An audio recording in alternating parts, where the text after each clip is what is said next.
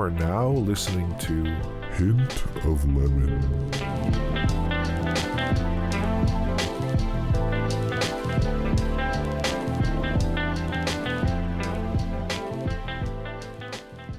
Hey, welcome to Hint of Lemon. So today, I'm going to keep saying this, special guest. So I've known this guy since we were in, let's just say a youth group, a religious youth group. Yep. And so this guy is definitely one of those people that, just to put it in a nutshell, he grinds so hard that grind is just infectious. And he wants the best for himself, obviously, but obviously he wants the best for other people as well. And just having that push and seeing him succeed in his own career in life is just very inspiring. And so I'd like to introduce you guys to Anthony or Tone. Welcome, bro. Thanks, man. I appreciate it, man. It's an honor to be on here with you and talk to you about life. Just life, man. Say. No, I appreciate you taking the time to do this. So funny story. It's Tone listened to a couple of my episodes already, and that's what I'm saying. Like, I feel like we connect at a different level because it's like he's had those kinds of talks that we do have on here. So it's only natural for me to gravitate towards inviting you. So again, appreciate you being on this thing, dude. Oh yeah, I was excited from the moment you asked me. So for sure, like a couple of days ago, but it was, I was so excited I had to clear the schedule out, man. So. He moves quick, man. That's what I'm telling you guys. Shit. So is there any social media that you want to plug? I got my personal one, Tone Toner. But the business one is Maestro Athletics. That's the big one. So go follow, like, comment, buy some stuff, man. Yeah, go ahead and spell that out just in case people. It's MAESTROATHLETICS.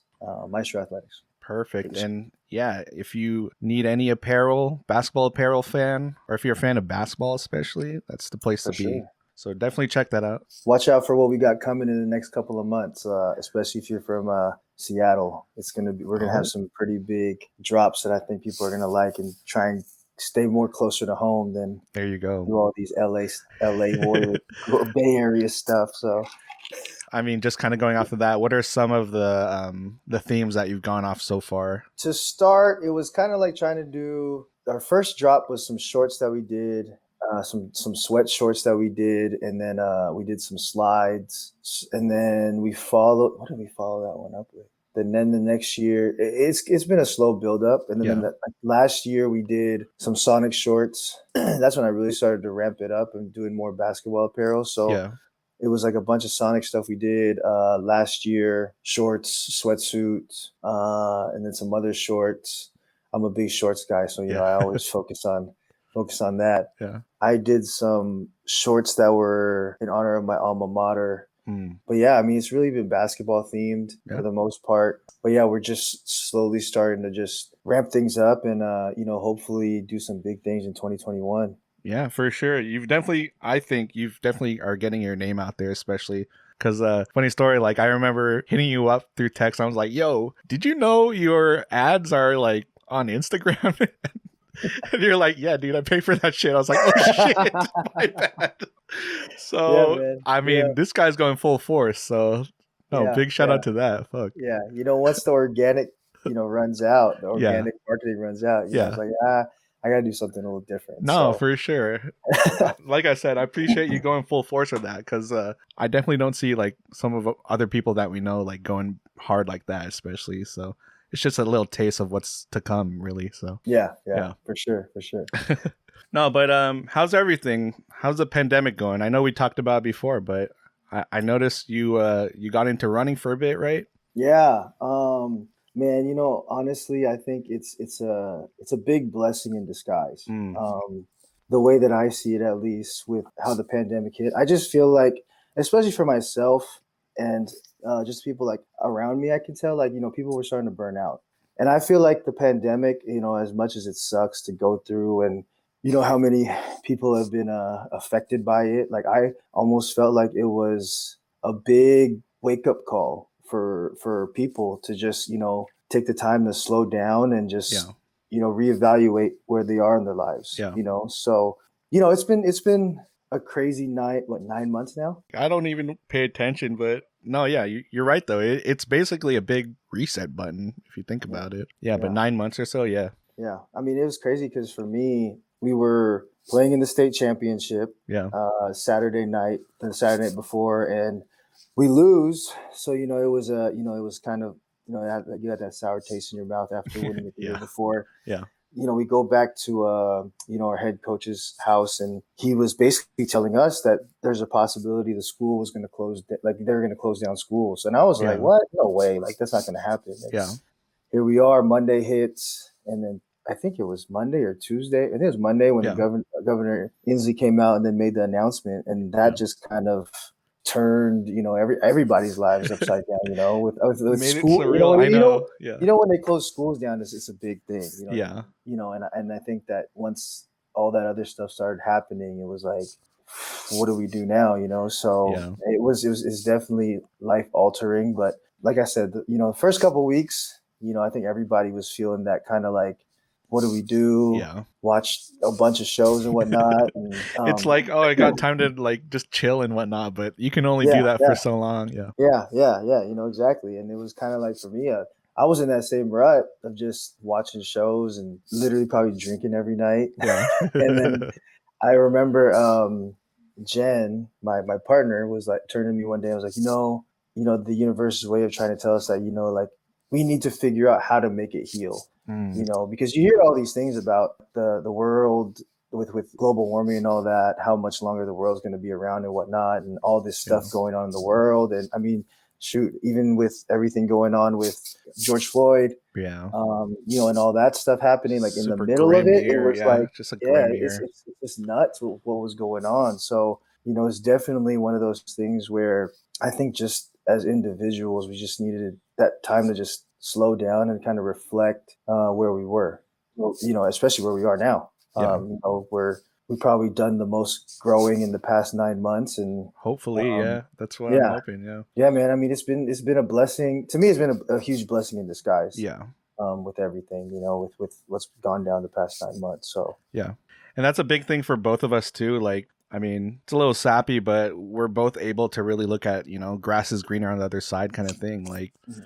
as grim as this year is, just being able to switch it over and be like, hey, look, like I still have this. My family's healthy, thankfully, and, Mhm. finances are there and whatnot. But, it is a muscle that we've both, I think, have been able to not necessarily master, but like just being able to practice, especially during a pandemic. Like that shit's huge if you think about it. Yeah. Oh yeah, for sure. So kind of going back to, do you remember when we first met? I don't think we've met officially unless you think otherwise, but Man, because yeah, I met you when I was like 13, 14. So it's not like, and we're a I little different in definitely, age. Yeah. yeah, I definitely remember meeting you at the youth group Yeah. camp. Yeah. The thing is, I remember who you were. Yeah. I just had never met you. So Yeah. I remember I saw your name and all that, and Yeah.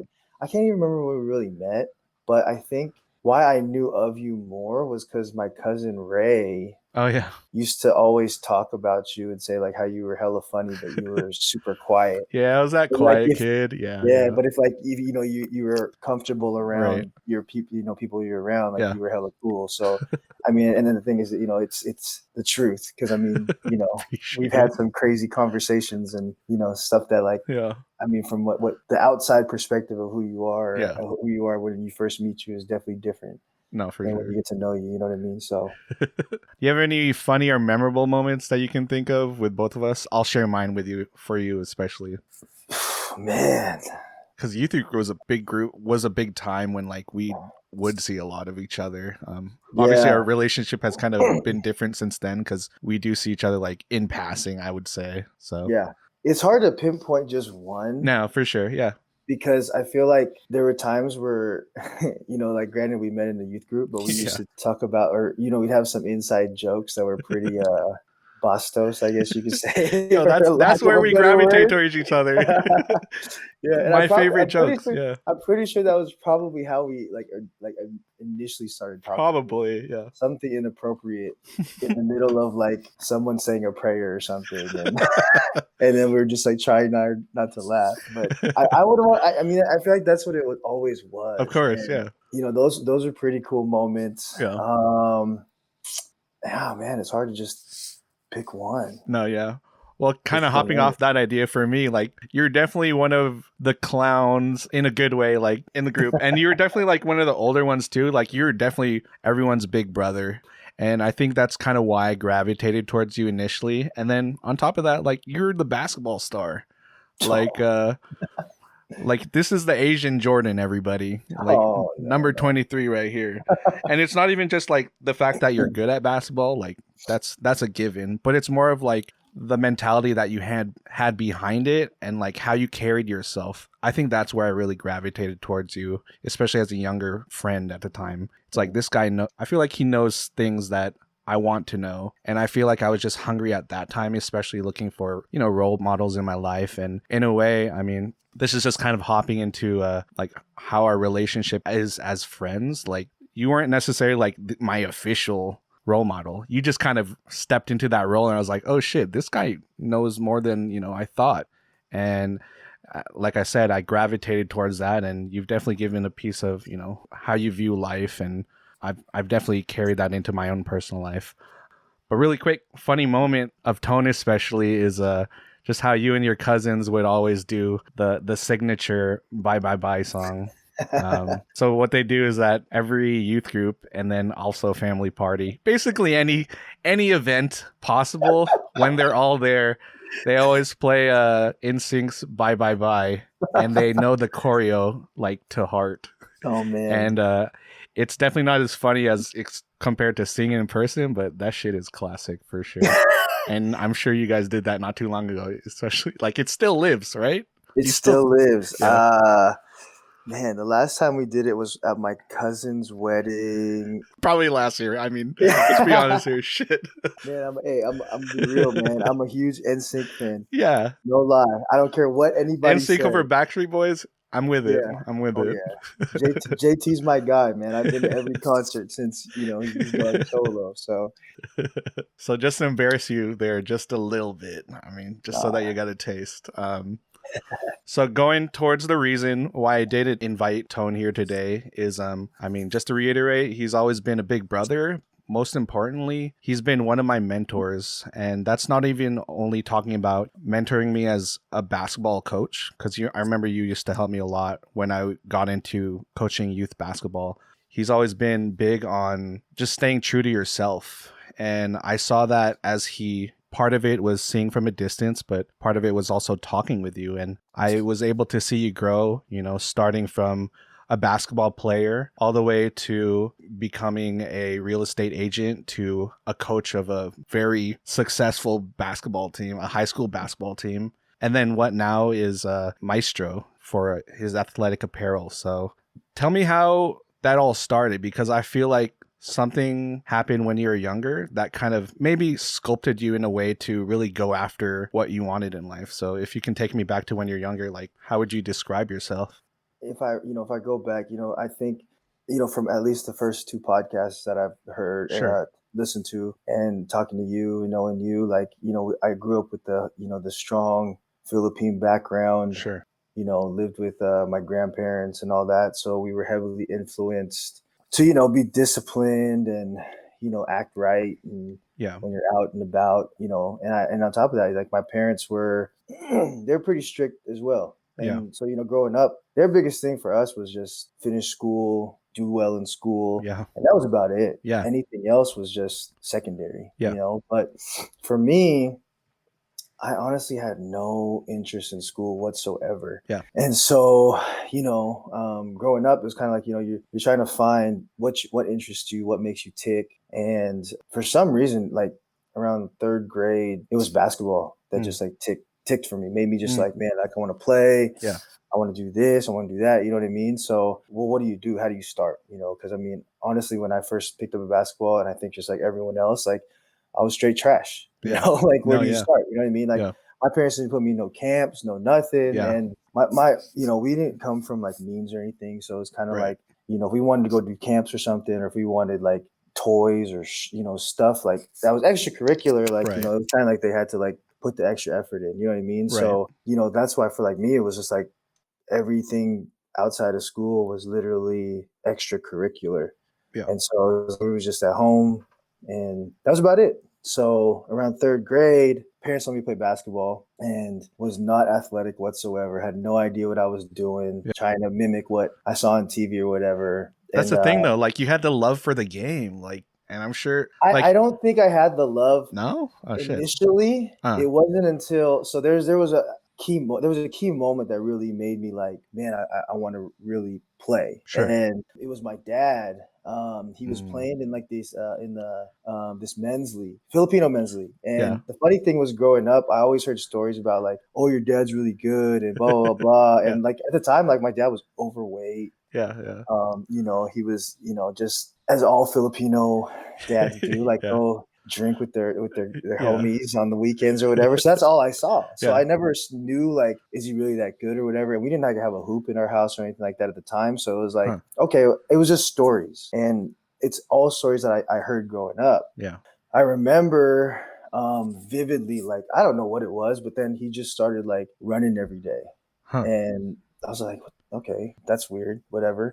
Yeah. He didn't think of it as anything, like, because he never did it, you Right. know? And then all of a sudden he was like, hey, I'm playing in this basketball league. Do you want to come watch me? And, we're sitting there and it was funny because I was like, all right, if he scores like 6 points or whatever, like, cool.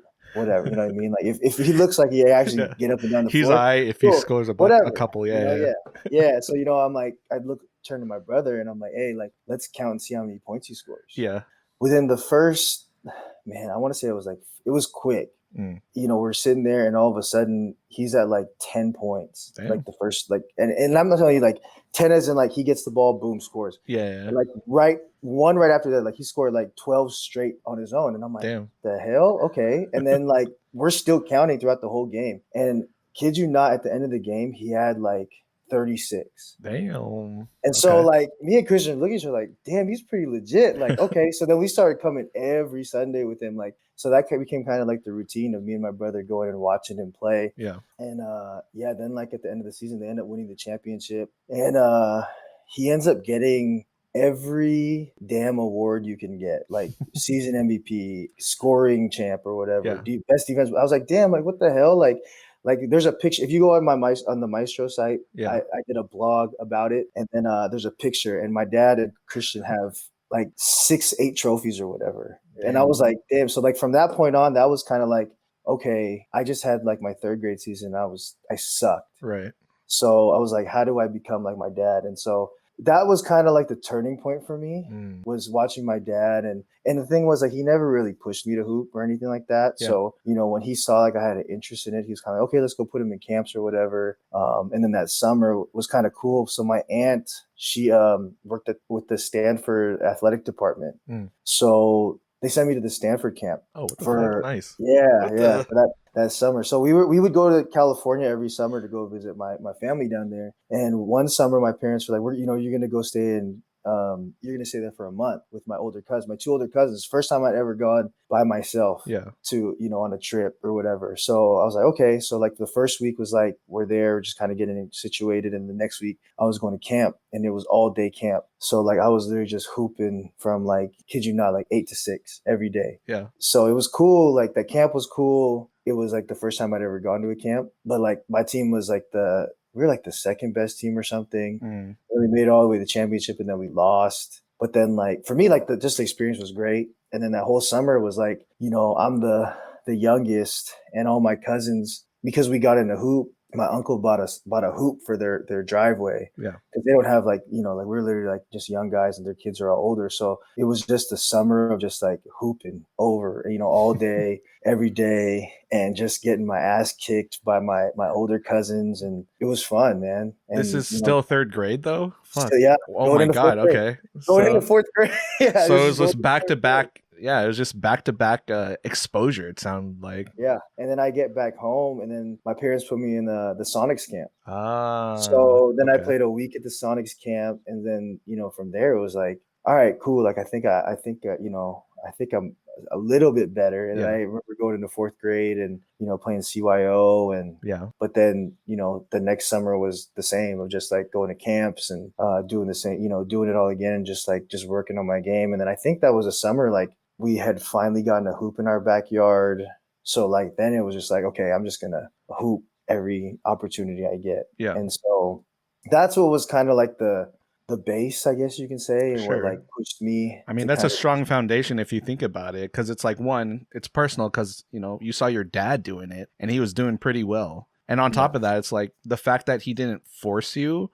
I mean, I think that speaks volumes, especially because it's like, one, he had expectations for you, as a student, but as a person, it's like he kind of let you figure that out yourself, which I think is great because it's like, hey, look how I'm enjoying this, and that was his life at the time, especially, and it's like, man, look, I'm succeeding, but it's like, would you like that too? Like in a way, it was kind of like, hey, yeah. my sons are here, like I'm a flex on them and like drop 50 Oh yeah, casually.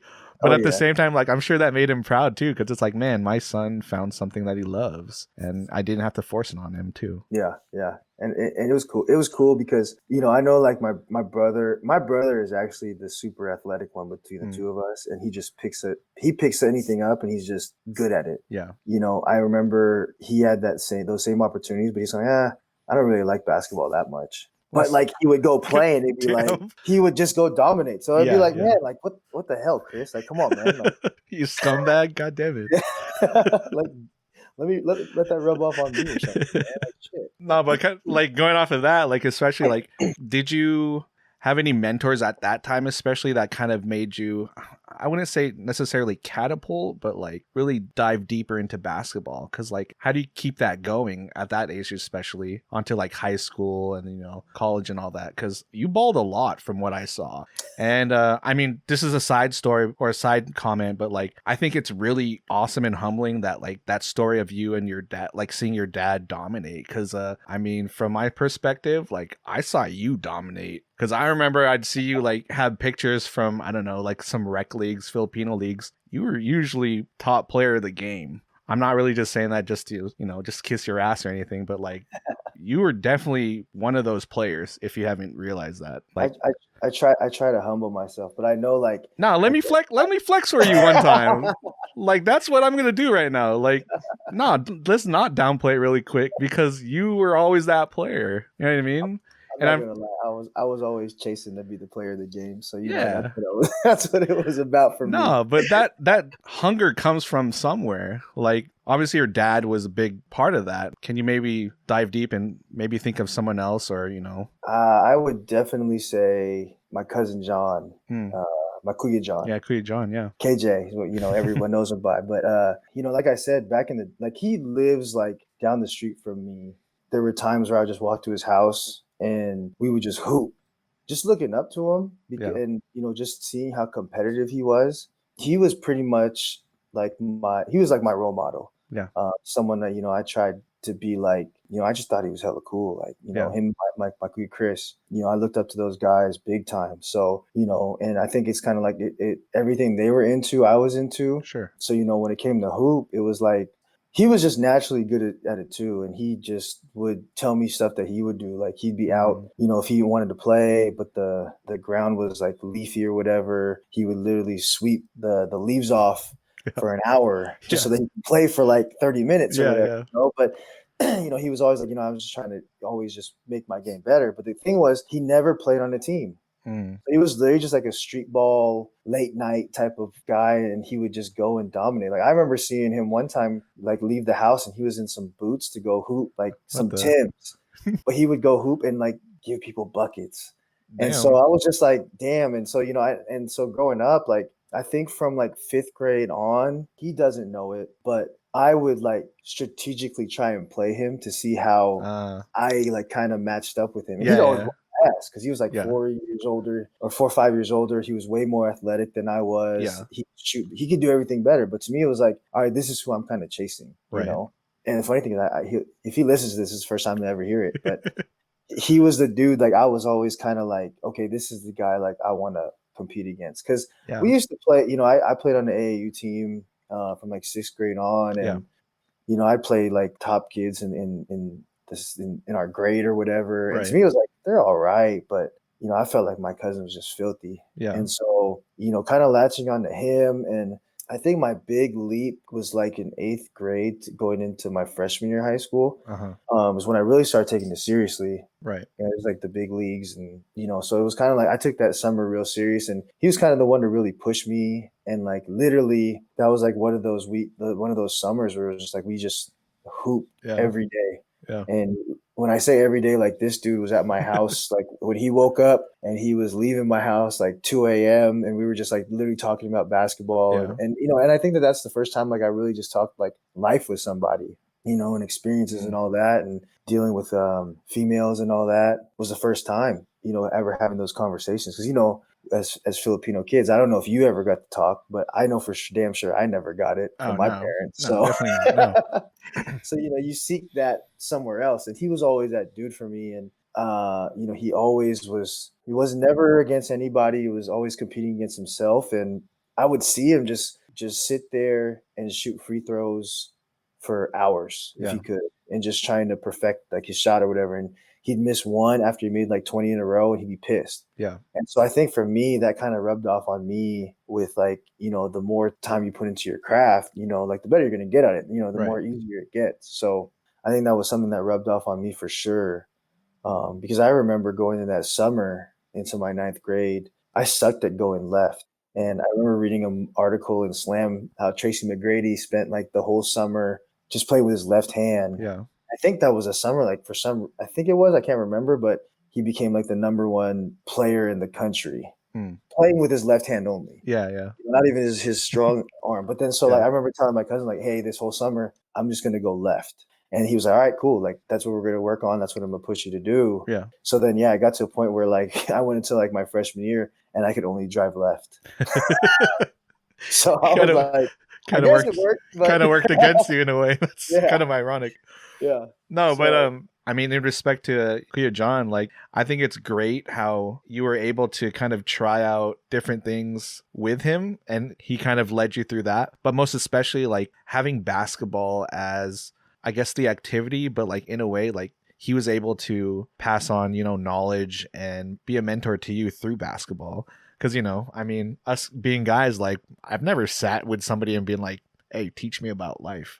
It's usually like, I love how you gave that example because I can relate. Like basketball was the activity to do, but like shit, we'd be just shooting around, but I'd be like, yo, this chick doesn't like me that way or something like that. And no, like that shit's real. Like it was so therapeutic in a way because I'm sure you've had hard conversations while playing basketball and just kicking Hell it yeah. where it just kind of aired out your thoughts, and there's a lot of conversations and advices that you kind of take to today, I would say. Yeah, no, for sure. I think I relate everything to basketball, and I think basketball has given me some of the greatest, not only experiences, but relationships that I have today. And, I owe a lot to just basketball in general, and Sure. it might sound corny and people might have heard it before, Not at but all, no. like for me, it's like I love the game of basketball so much that it's just like it's crazy the things that I've done to just stay in it, Yeah. and just be a part of, just be around it. And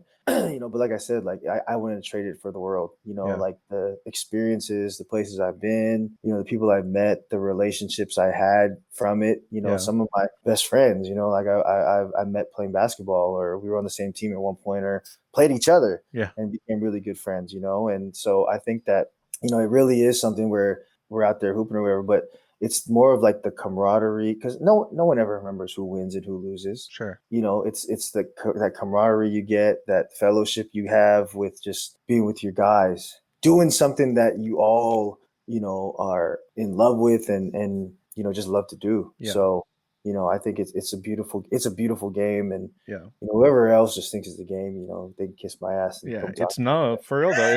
It's definitely more than that. You know what I mean? Like you really nailed it on the head there. Like it was part of your life. Like, that's what it really came down to. Like, the camaraderie. I mean, I can speak on behalf of that. Like, just having guys around you, not only do they have your back on the court, but like that's on life too. You know what I mean? And then also the lessons that were learned on the court, like you bring that into real life and all that stuff. So kind of jumping into another question that I have is, since we are talking about basketball, what are some defining moments that kind of came to you maybe through high school or later in life that made you think like, this is something that I want to do? Because I do, like I said, like I do remember you going full force with basketball, and I guess we weren't really too close at the time, especially like as I got older, like I wasn't really sure what your aspirations were. So if you can kind of touch base on that. And Man, that's a good question. Like for me, high school basketball it wasn't the greatest experience, especially at O'Day. yeah, As much as I loved O'Day, my basketball career was cut very short there. yeah, Just because when you go to O'Day, you're kind of walking into how to better explain it, but I mean, there's a standard, you know what I mean, and there's history um, there. Yeah, yeah, and I I was mean, walking into probably one of the best players to ever come out of O'Day, sure, Mitch. Who's one of the who's had a great high school career, then the college career, and now is in the pros coaching. But and then you had a bunch of other guys who were just phenomenal players, and it was kind of like for me, it was like I always thought I was good, but I didn't realize how good I was until I got to O'Day.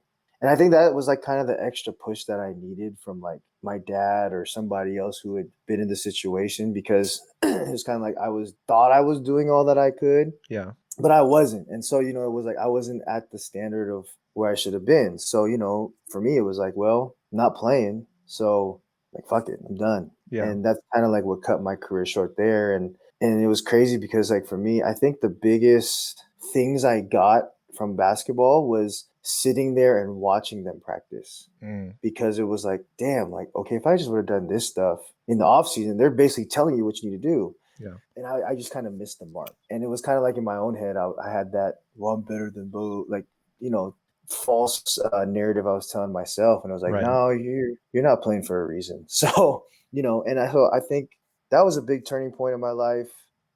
And then I think like when I just started playing in men's league, I was like, you know what? If I'm going to start playing in these, I'm not going to be no bum or whatever. So sure, I was going to go all out. So that's kind of like where I put the extra effort to like practice and work on my game, yeah, and not realizing like, I was doing it for a reason, where these guys like were just playing like on the weekends because it was their thing to do. So I think right, that's how I always stood out. And that kind of gave me that, that confidence to be like, all right, like I'm not bad. Let's see what else I can do. And, I actually went out and tried out for the Shoreline Community College team. yeah, And what happened?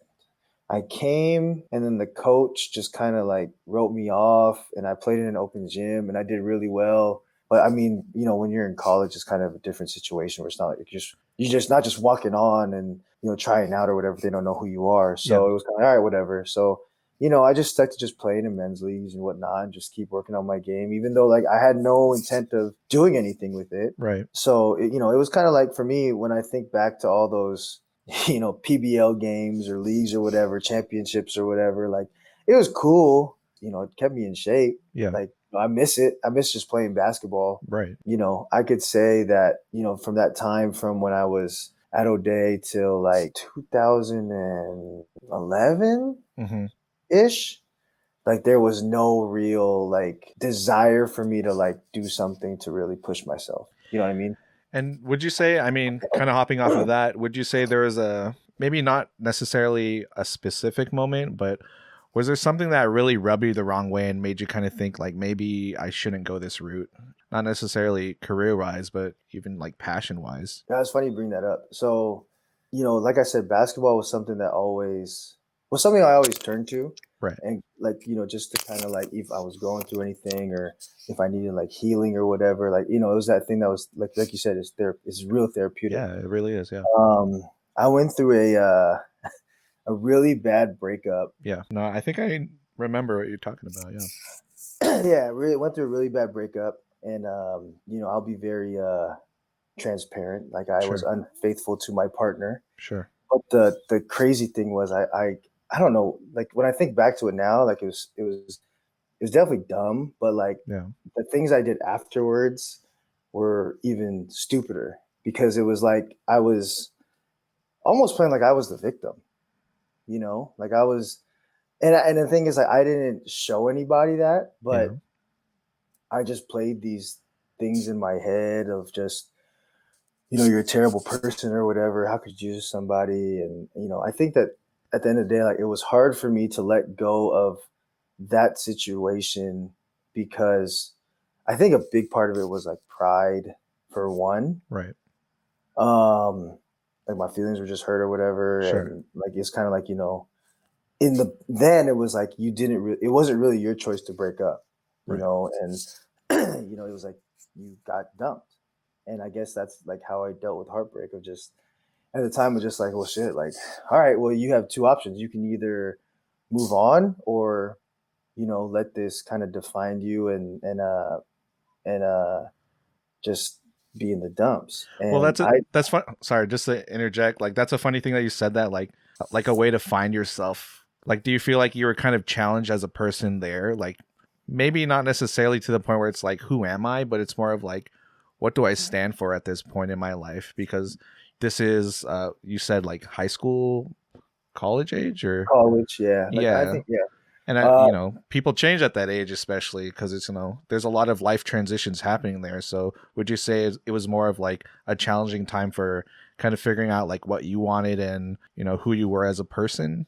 it was definitely a big slap in the face to me at the time Sure. because not only was that like it was a key moment that happened in my life. At the Yeah. same time, like I was working a job that I'd been at forever, Yeah. and then at the same time, like I was still in the midst of like, what do I want to do with college and all that. Sure. And then on top of that happened, and so like it was like I went through a really bad, I want to say a really bad span of time where just making like bad choices, Sure. like from for like a good 2 years. It's just like just feeling sorry for myself, thinking like that was gonna make things better. Or, Sure. like if I suffered, maybe she would see and forgive me or whatever, But it was like, no, you just fucked up. Yeah. So it was kind of like, and so like I just turned 21, and man, like I was going out all the time, Yeah. kicking it or whatever, just drinking and like drowning my sorrows in that way. So it sucked because I felt like it was definitely a turning point because once I that span of like 6-7 months, like I hit a wall of like, okay, you can only do this for so long. Right. Like, what do you want to do now? Right. And so this is what kind of changed my perspective of like, well, like you can't really play, like you're not really playing basketball at a high level anymore. It is what it is. Like you kind of like plateaued in that sense of like competitiveness or whatever. So Yeah. it was like, what was the next step? So I was like, man, let me just try and figure it out. And I remember one day I was at school and I opened the paper and there was a new coach coming in to SEC. Simi was coming in and he just taking over. And then, that was kind of like, well, let me see if I could try out again. Yeah. I was like, all right. So like I got on and ended up working out with the guys and getting real like close to them or whatever. And then getting to know the coaching staff and all that. But then like I got promoted as assistant manager at my job. So I was like, all Yeah. right, well, I can't do the summer stuff. So, I just stopped showing up. And then once the school year started back up, I had remembered reading something in the paper where this coach was he was a student coach for Dean Smith out in North Carolina. And so I was like, oh man, okay, maybe he can teach me a thing or two. So I reached out and I was like, hey, I want to learn, I kind of want to get into this and see what it's like. So, I met with him and he was like, yeah, like if you want to do it and help out, like love to have you on. Don't know what we're getting into because came in late. And so, it's kind of like, you're not going to be able to get paid or anything like that. Yeah. But, like just being here is going to be good experience for you. And that was my first taste of just coaching in general. Mm. And I just caught the bug after that. Like I Yeah. loved it was like just being around the team and being a part of that was like, I felt like it kind of made me whole again, and Yeah. it was that sense of like, I wasn't playing, but just being, a part of something that had to do with something I loved was what really kind of turned me around. Yeah. That year sucked. We didn't win a single game, but we came back the next year, and then we ended up winning. We ended up recruiting some great guys to come play for us. And then we ended up going from literally last to first. That's in that one season. So, and I learned so much just from that alone. Then that guy left, and so he kind of told me to go venture out and find my own way coaching wise or whatever, kind of Right. get more experience or whatever, and then come. Then he's like come back, but then he ended up leaving that year, and our whole staff left that season, and so I ended up at Juanita High School, coaching there for 2 years. Fuck, I didn't realize like how many teams you jumped from, which is really awesome because it's like, I just kind of see where you are now, which is another thing too. Like I don't realize how many different situations you were in, which kind of Yeah. It's crazy, man, when I look back at it, because yeah, it was so long. It's been over 10 years since I've been at Shoreline. yeah, And then even with that Juanita team, like that first group was kind of crazy or that group I had them for 2 years, but they went from a team that from like sixth grade to from fifth grade to seventh grade, they didn't win a single game. yeah, And then I got them in eighth grade.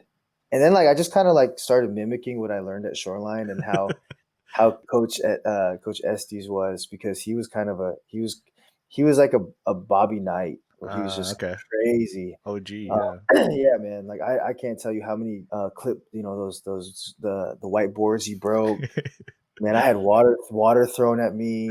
Like it was nuts, man. But it was fun. So I just kind of, and the thing was, like, it's kind of like you have to find your own personality as well, because kids can see through it, of if course, you're yeah, really a hard ass or not. yeah, And so I was kind of having like something we call like false bravado, and like just kind of like trying to be a hard ass, but I wasn't. yeah, But yeah, so they ended up winning their first game, like 5, 6 games into that season, and it was pretty cool. And like my staff was cool. I hired on Pat, and then my manager at the time, JP, because yeah, they were pretty, two of the guys that I was like, okay, like they know their stuff. So yeah, and it helped to have those guys around. Yeah, I mean it was cool. Like I think the 2 years I had them, it was crazy seeing them go from like the expectation of them was not to win, and them going to high school, like I remember the varsity coach was like, I don't think I'm going to take any of them, to like 5 of them competitively playing their sophomore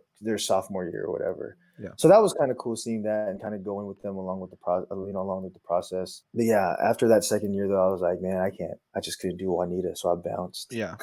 So how has being a coach kind of changed your perspective on, I guess, your outlook on life too? Because I'm sure it's different being a player, but as a coach, it's like you're balancing, like you're taking consideration of how it is being a player, but also, how that affects your outlook on life. You know what I'm saying? Like, I don't really know if that. No, yeah. No, it makes sense. It's weird because I think those first 4 years coaching, they don't amount to anything compared to what I've learned the past 6 years I've been at O'Day. Because I think if I would have stayed with Coach Estes and went along with him, I would have learned a lot more. Sure. Like coaching at O'Day is just a totally different beast. But on top of that, it's the what we build and what we kind of like expect our guys to be like. And that goes back to even back in the day when I was playing there. Like, this was like the standard of how we played. This is what we did. It was like, this is how we were. This is just O'Day, but that's O'Day basketball, and I think that it rubbed off me with life because, everything that we do behind scenes in practice, like you can practice everything till you're blue in the face, but if you don't do it with intent, like you're not gonna be able to execute it when it matters the most. And I think that that's something that I take away with like, it's about repetition. And I think that carries over in anyone's life. Like, the more times you do something, the better you are at perfecting it, Right. and not even perfecting it, but just being good at it. That's one thing I take away from coaching is just the reps you put in, but the intent you put behind it is, it carries over more when you're doing it with a purpose, compared to just kind of half-assing going through a drill and then, it doesn't assimilate to anything. So, Yeah. So I mean, as a coach, it's one of those things that I always look out for is like, are you doing something with a purpose and not just kind of going through the motions? And I think that that's anything in life. Hmm. Are we doing things with a purpose and not just, hey, 6 a.m., let's go, and Yeah. just go into the monotonous day to day stuff. Right. Just going through the motions, really. Yeah. Yeah, exactly. No, but it is cool that one, you're able to live it, and two, that you kind of saw it go full circle, as a Mhm. player, but most especially, it sounds like as a coach, it's changed you a lot as a person, your outlook on life, how to approach different things and whatnot. So one thing that I do have a question about is it's really humbling to hear your background on, your journey until, college and kind of somewhat overlapping where you are now. But it's very humbling to hear how your lesson, or the theme that I'm kind of getting at, is just being able to build, and what you always push that I said this earlier before, but the fact that you kind of promote others to invest in themselves and not half-ass things, just kind of go full force and build towards a bigger mission, really, what it comes down to. And it sounds like you're able to learn that through coaching different staff, different schools and whatnot.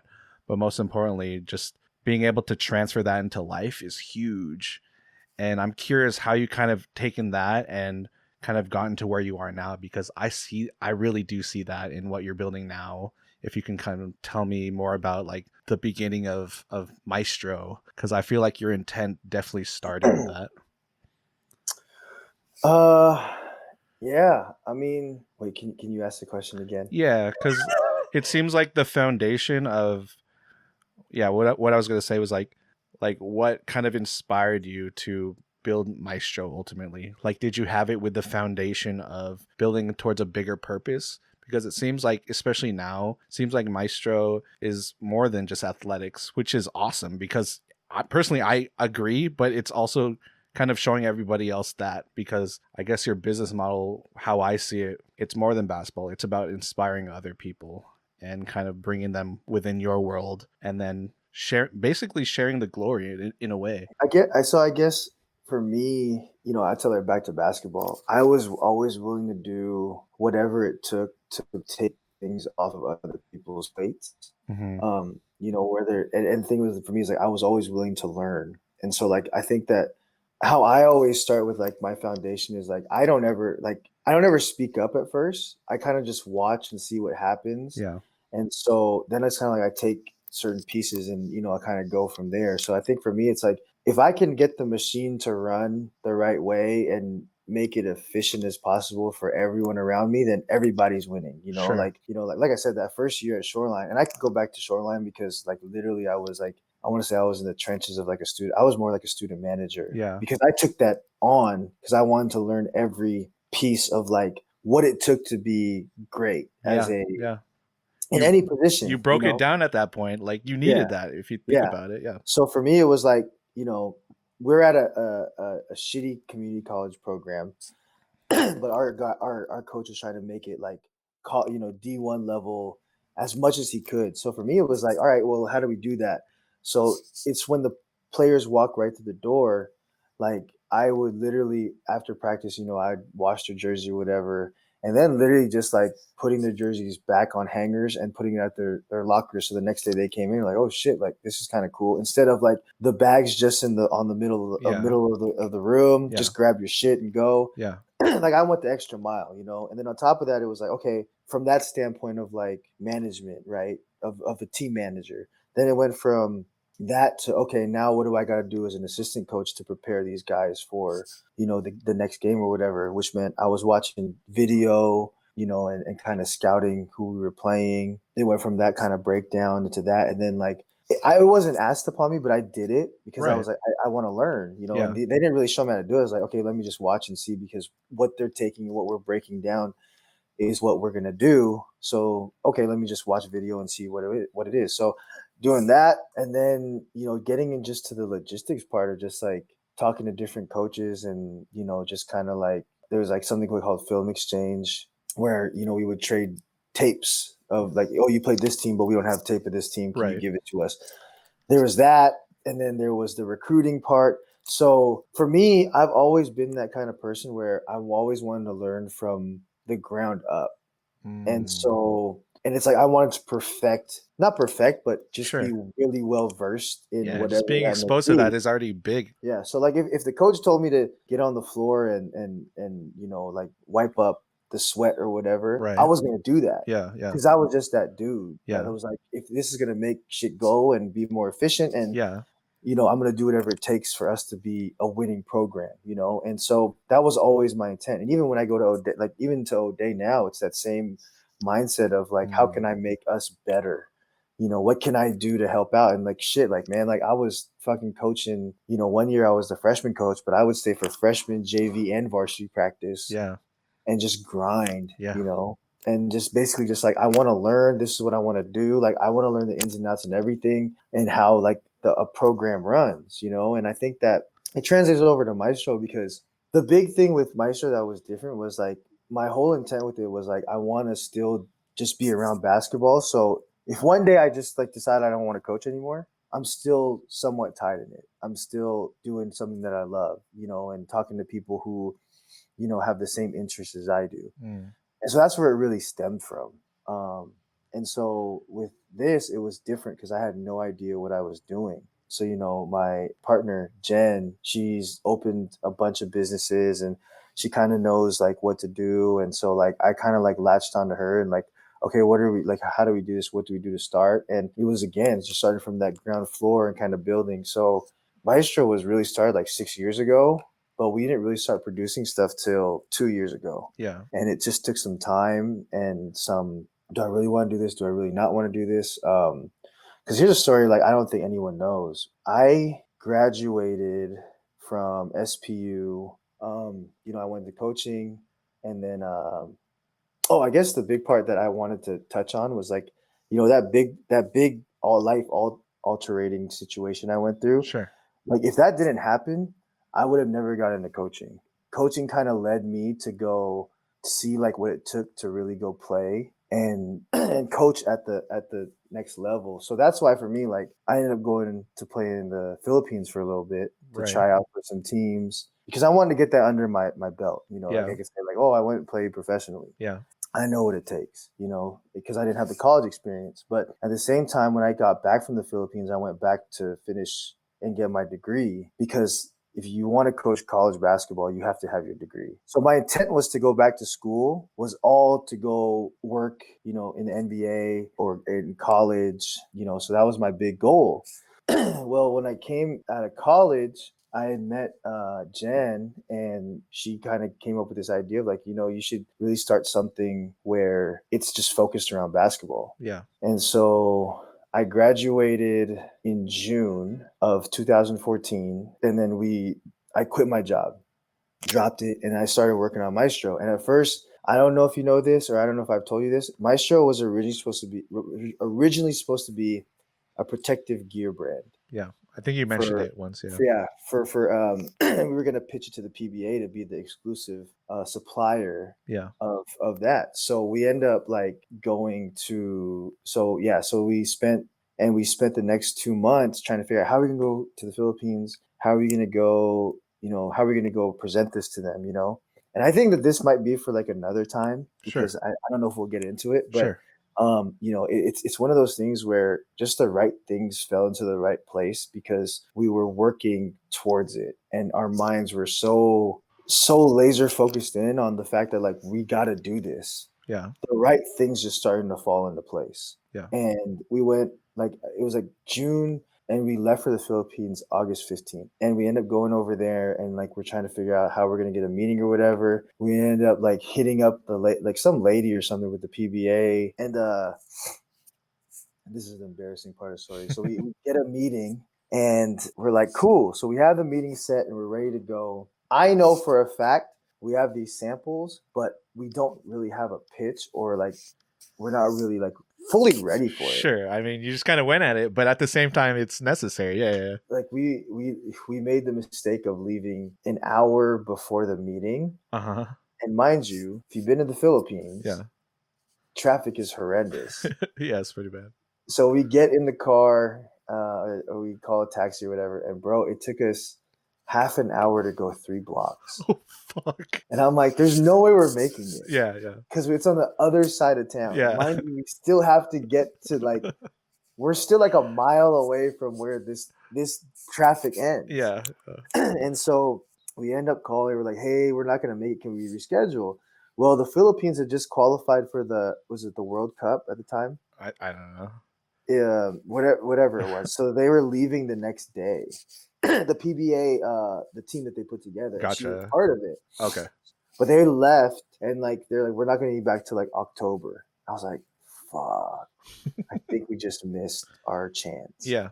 So we end up like getting off and going to like eat, and we're kind of like what are we gonna do? And then kind of like at that point, like it was kind of like just a bunch of different things. Like, should we still do it? Should we not? Because then when we got home, it was like, I don't really know if I really want to do it. I don't really know if I want, So we went through that whole phase of like, do we do it or do we not? Do we do it or do we not? Yeah. And then it wasn't until like 2 years ago where I was at O'Day and I was like, man, like I have the right people to do it.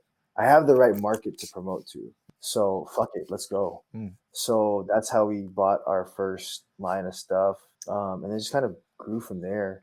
It's a really long story, but Sure. But yeah, like foundation wise, like now it's kind of like I'm still learning every day, and I've literally took this on myself now because Jen's so busy with real estate that it's like, okay, if I'm gonna do this, I'm gonna make it my own. So Of course. You touched earlier about real estate, and we get into that it's a whole nother thing. Sure. But yeah, like at the midst of the pandemic, it was like I got to go all in, and so now literally Maestro has like my 100% attention to, and like what I'm doing to really support my family right now. Yeah. Is the business. So if I go back to talking about like the foundation, it's kind of like you just got to throw yourself in the trenches and be willing to do whatever, take the hits, and just you're gonna like. I know for myself, I still fall short to this day, and I think it's funny how you depict me as someone that like grinds and makes it sound like I'm pretty successful. But man, like no, I'm far from it. But like for me, it's like it's all a learning experience. And, yeah. It's just like how I take basketball. Like I just got to continue to just keep pushing forward, and it's a repetition. You just got to keep getting up every day and just keep working at it. And the more and more you do it, sooner or later we'll be $1 million company. But who knows?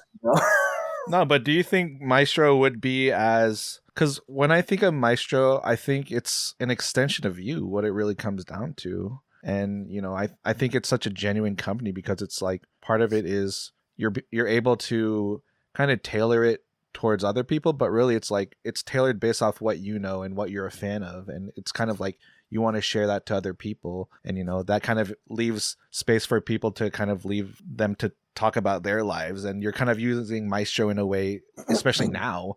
I guess my question is, do you think it would be as great and personable as it is now if it wasn't for that missed meeting? That's a good question. I never thought about that.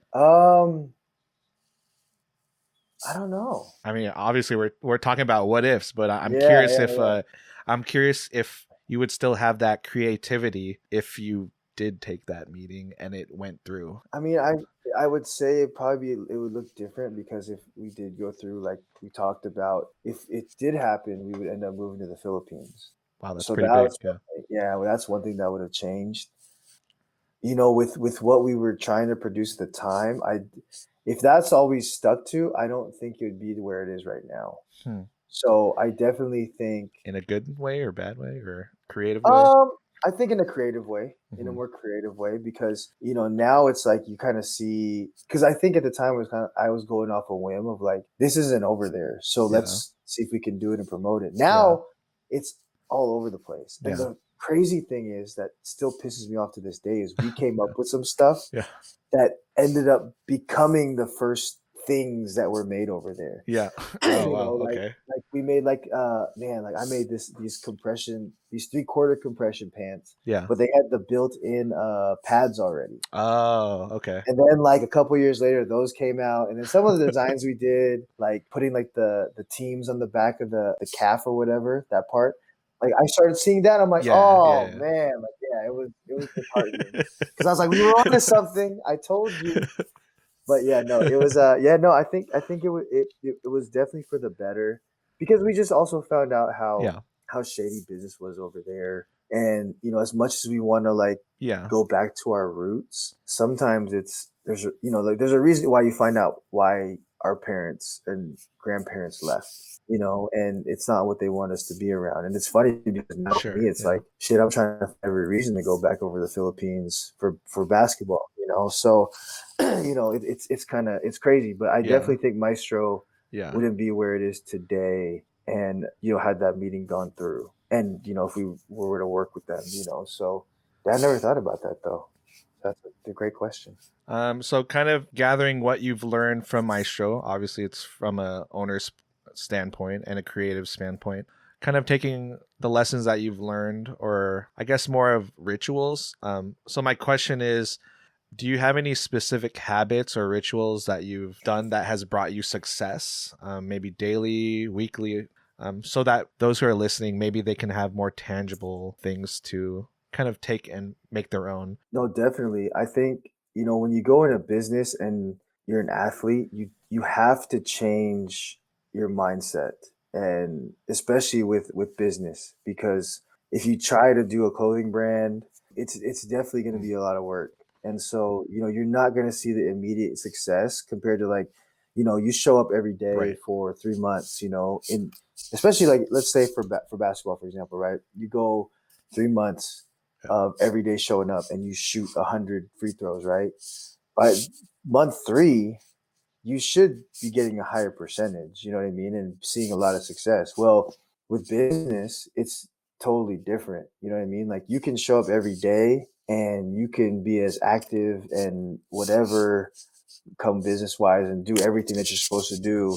But when that third month hits, you may still have hundreds of units left, in your inventory, and you got to figure out why, and if you're not well versed with what to do, it's easy to just be like, man, fuck this. I don't want to do this. I'm just going to go do something else that I'm better at and can make money. But, I think it's one of those things where for me, I spent a year really educating myself with how to with my mindset, listening to podcasts, reading different books. I'm to the point right now where it's like literally I don't really listen to music. All I listen to is podcasts, and I'm reading books of that are relevant. And the thing is like, it's they're relevant to me, not like those, people who like go read this guy because he's inspiration. Because I feel like inspiration is crap, man.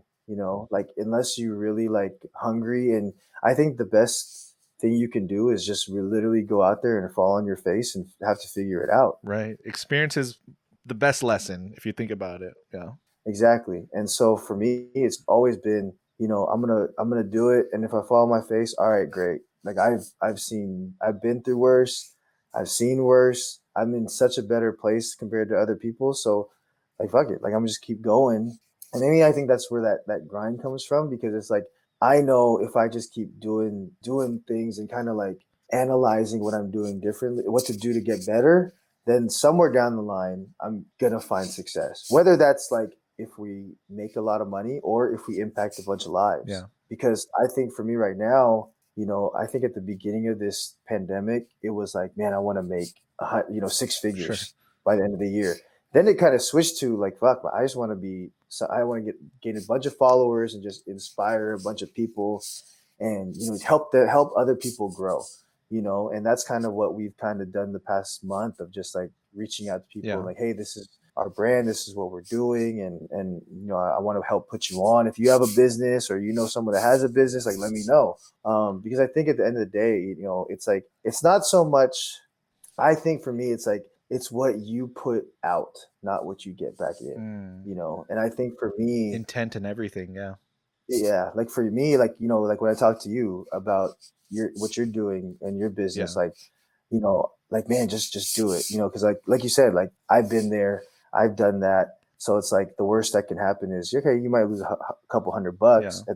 in the grander scheme of things, and I think it's the same thing that I tell everybody who, if you really want to live this life of being an entrepreneur, you got to be all in, and because you can't just put some of your time to it, because let's be real, people who are working 9 to 5s, by the time the 5 o'clock hits, you're burnt out. I have a family at home waiting for me at the end of my 9 to 5. On top of that, like for me, it was like 9 to 7 because I would have practice. So it's like, what other time do I have to put towards Maestro? You know what I mean? Like, so that's why I knew I had to go all in with this in order to see that success. Now, does that mean it's going to be immediate? Of course not. But it's like you just got to show up every day and have the intent of working towards it. I think that's what I find fun and kind of like, lit the fire within me again and kind of be like, how do I become successful at this? Because I've done it at different levels of basketball. Exactly. That's the crazy part about it. Like, in a way, like you're taking all those lessons. I mean, just as kind of recapping it, but like you took all those lessons, all those, bad things that have happened, defining moments. And it's like, without learning those things, you wouldn't have been approaching my show, especially in the same way. Kind of reiterating what you said earlier, like it sounds like you're just promoting to take any opportunity, not in a bad way, but more of like, why not? Let's try something new, because that has obviously brought good things to your life. And add that with a little bit of, go full force, stay true to yourself, have the right intentions. And, you never know what good can happen in your life. That's what it sounds like.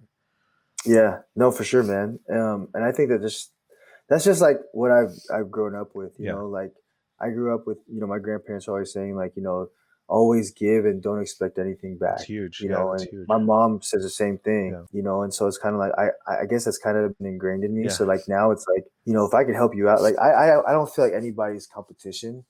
And it's just like, man, like, I don't know why we're trying to hide these certain, I don't know, like what you think may be a secret, but it's just like, man, why not put on for somebody else? Because we're all not selling the same thing. And so it's like help people out. And I think I saw that a lot with like, promote small businesses, help small businesses. But no motherfucking businesses were doing that. For real. That were small businesses. So it was like, you're only doing it for people who aren't in the same market as you. And it's like one other person. But for me, it's like I started Maestro Mondays, and the past 2 weeks I put on people who are in the same, selling the same stuff, not the same stuff, but same kind of market merchandise that I am.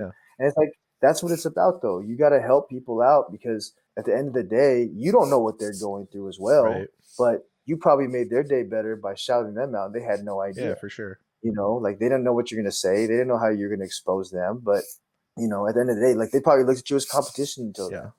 And just the relationships I made through that, and people be like, man, like that's awesome. Like we love your brand. We're going to, and like for me at first it started off as like, if I help them, then they'll repost and then we'll get, but then like it's like the conversations I've had with these people are amazing, and it's just like they're in the same boat as I am. So it's like, if as a community we're really trying to help each other out, this is what it's about putting other people on. I think that throughout my whole life, if we really recap it from what we're talking about, like youth group to basketball teams, so now it's even grander scale of just like big community Seattle. It's been seamless for me, but I haven't even seen it until like I actually just really talked about it with you right now. So it's kind of crazy to think, man. That's fucking dope though. I'm kind of realizing that too, because like I just remember you like throughout this conversation, just the focus of building towards basically a organization's mission statement.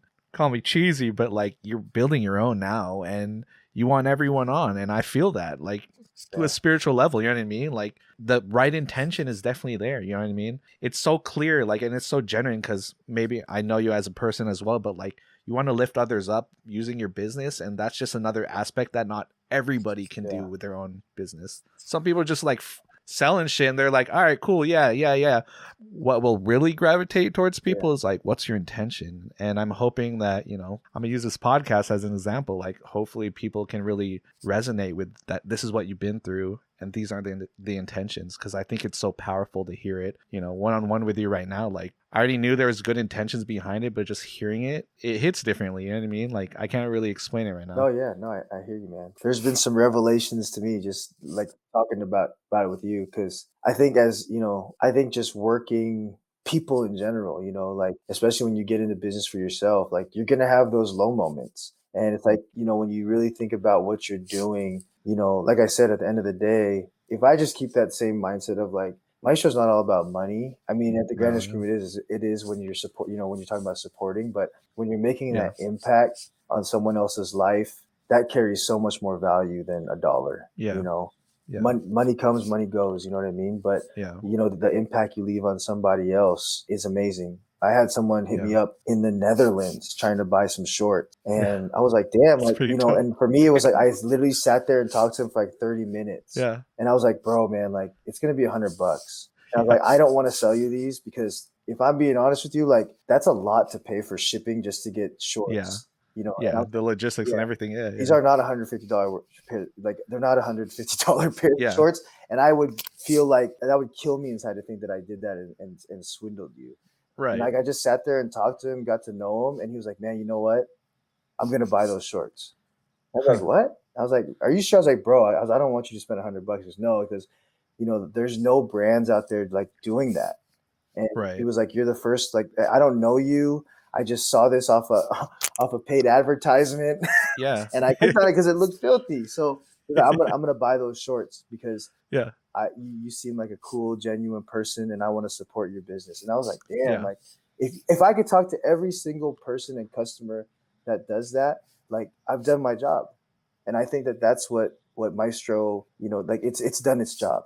You know what I mean? Like for me, if we cap out at 700 people, but if I bring value to those 700 people's lives every single day, like that's what it's about, man. And I think that, we get so caught up in, life and, like making money and having to support our families that like at times we forget like those just basic necessities of feeling good is literally just Right. serving someone else and lifting them up somehow or making them feel better. Yeah. You know what I Yeah. mean? And so, yeah, man, I'm pretty lucky that I get to do this, and the way that I've shifted during this pandemic has kind of changed my outlook on how I want to run the business. So Yeah. Just a side note off what you just said. In a way, it's more of like they're giving to you as a person, because obviously people don't know most business owners, like you said, but just the fact that you're able to go the extra mile, and you've learned this before, but giving a piece of yourself to these people, and they're like, oh, you're more than a business, and if anything, it's more respect to you as well as your business, which is huge. So very, very humbling. That's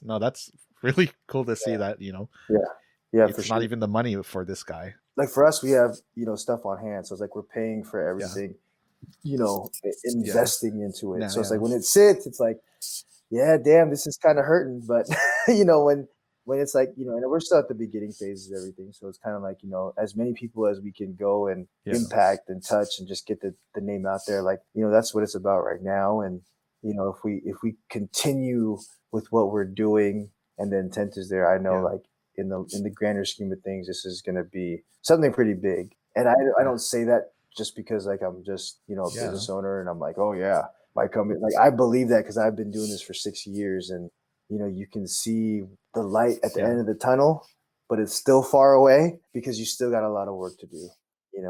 But just being able to reflect on this, especially, I think it's huge, because it's like like I said, like the intent is there, and you just never know what will happen next. But I think it's just great that you have that mentality behind it. So it's definitely something to respect. So just kind of recapping a couple questions. These are very broad. Feel free to kind of relate it to yourself or you're from a business aspect, whatever. So what's one life event that you're most thankful for? I mean, I definitely bring it back to, like I said, that breakup, because I feel like that kind of jump started, the passion for coaching. I would have never gotten into coaching if I had not gone through that, because it was like I was at a time in my life where I was like, you got to do something productive, and you got to fall in love with something that's just gonna just take up your time. And so that's what coaching did for me. And I didn't realize like how much, that was going to kind of see me through of like where I'm at now. Because like I said, had I not gone the coaching route, I would not have gone back to school and finished. I wouldn't have played in the Philippines, like, so that kind of like jump started it all. So I think we always see those dark times as bad, but there's always good that comes out of them. When you look back at the grander scheme of things, it's just a matter of, are you going to sulk or are you going to make the decision to be better the next day? Yeah. And for me, like I said, it took a while, but I'm glad, like, once I figured it out, it was, put my head down and just go, and here I am now with 11 plus years of coaching experience. Yeah. So, You have a lot under your belt now, which is crazy. I'm yeah. kind of going off what you just answered. I think it's really interesting hearing that was the moment because from my perspective, like you're not the same person from that time. And I mean that with all respect. And because in a way, I kind of see that as like your way of rebirth. Yeah. You know what I Yeah. mean? No, for sure. Yeah. Like it definitely challenged you personally and, in many ways, but it kind of pushed you to, I see as like to push you to become a better version of Tone that I see now. You know what I mean? Yeah. And again, no disrespect to that time in your life, but it's Yeah. like that has made you into a really, inspiring person. Man, I appreciate that. Yeah. Of course. It's funny hearing that and then going through that because, you don't Yeah. ever see, the outside of that situation until like you're Yeah. through it.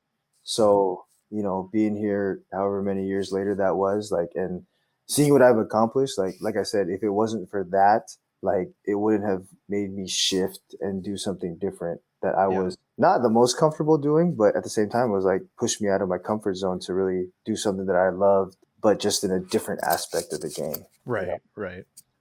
So what's one aspect in your life that needs improvement right now? Ooh, time management. Mm. Terrible with it because like right now it's like I'm not really restricted to like waking up at a certain time or going to bed at a certain time. I do wake up now earlier than I've ever been, and I can thank Jen for that because she's an early bird. She gets up at Yeah. like 5:30 every morning and just Yeah. she just grinds. So I'm up by like 6:30, but I think I just waste a lot of time just doing stupid stuff like whether it's on my phone or being late, not being lazy, but just like holding off things to like the last Yeah. second, so just being better with time because I think it's something we all struggle with, putting stuff off to like the last second. Yeah. But yeah, no. It makes it more exciting though. Fuck, I love it. I don't know. It's a sickness, I think. I don't know. I have that too. I don't know. No, it does. It does. And then my final question here is if you can kind of recap your whole life journey at this very moment, what's one life lesson or piece of advice that you want to give someone who has maybe gone through similar life events as you? I haven't touched on it, but I will tell you this, which is like the biggest advice I can give somebody who's trying to find themselves. And it's be very careful who you give your loyalty and your time to. Because just because you're loyal and you put all this time towards like trying to bust your ass to get to somewhere, at the end of the day, just remember like if you're not your own boss, you're replaceable. So it doesn't matter what company you work for, what business or whatever you do. Like at the end of the day, if you don't run that shit, like they're gonna just replace you the next day. The moment you quit. So if you really love something, stay in it, of course. But if you're dreading being there or like you just hate it, like get the fuck out because you're just wasting your time and somebody else who probably wants to be there just as much as you do. So yeah, I can attest to the whole loyalty part and not really experiencing other things when it came to like work or just different life things, man. Like Sure. don't like don't be afraid to push yourself out of the comfort zone and just do different things. And it sounds like you're saying more of like staying true to yourself, especially For sure. because Yeah. I mean, at the end of the day, some of us are sellouts, but nah, but like if you can't stand yourself, like I totally get what you're saying. Like if you can't stand yourself because you're, for example, if you're staying in a job that is not serving you, it's has nothing to do with what you want to do later in life or something bigger in life. Like, what are you doing to yourself? And also what I heard out of that was like, again, like your biggest lesson to others is just invest in yourself, man. Like, For sure. what do you have to lose? For sure, Like, man. if you're not on your own team, like who else is? You know what I mean? No, for sure. Yeah. And I mean, we could talk about this another time, but man, yeah, Sure. like, I spent 10 years working at a job because I just thought like I was loyal to my manager, who was like one of my really good friends. At the end of the day, it was like, yeah, I'm helping him out, but how was I helping myself out, at the end of it? And it was like, then you like go out into the world like, man, I have no experience. That's the shit that bit me in the ass. So that's what kind of made me realize, like, you just got to go out and just do different shit and experience stuff. And, you know, the best experience you can get is just living life without feeling like you're restricted doing whatever it may be that you feel is hindering your life. Serve your mission, not others. Exactly. You couldn't put it any way better, man. Yeah. Hey, thanks for listening.